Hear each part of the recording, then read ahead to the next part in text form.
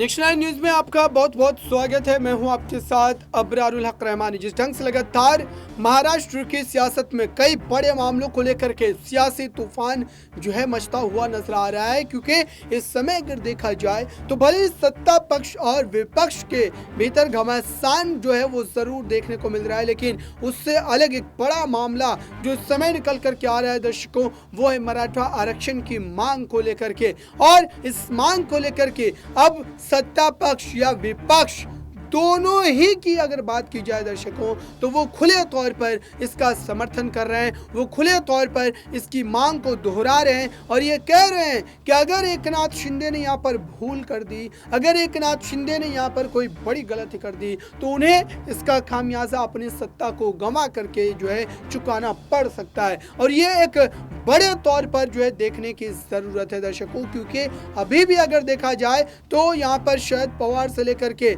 यहाँ पर जो उद्धव ठाकरे की अगर बात करें दर्शकों, ये तमाम नेताओं की नजरें जो है इस पर गड़ी होगी। क्या शरद पवार कोई बड़ा खेल कर जाएंगे इस पूरे मामले पर? क्योंकि शरद पवार को जितनी लंबी राजनीतिक अनुभव है उनके पास, जाहिर सी बात है कोई ये बखूबी जानते हैं कि महाराष्ट्र की राजनीति की नब्ज क्या है, महाराष्ट्र की राजनीति में किस ढंग से जो है जनता को कहीं ना कहीं अपने पक्ष में किया जाता है, जनता को अपने हित में बनाया जाता है। और यही वजह है कि आप ये देखिए कि शरद पवार, उद्धव ठाकरे, राज ठाकरे, यहाँ पर तमाम बड़े चेहरे जो हैं वो खुल करके इस पूरे मामले पर जो है यहाँ पर नजर आ रहे हैं। देवेंद्र फडणवीस की बात करें, उनके ऊपर सभी की नजरें टिकी है कि वो इस पूरे मामले पर क्या एक तरीके से समर्थन देंगे या फिर इसके विरोध में उतरेंगे। क्योंकि देखिए, मराठा की लड़ाई तो तमाम लड़ने का दावा कर रहे हैं, लेकिन अब वो स्थिति बन गई है, अब वो पूरा मामला बन गया है,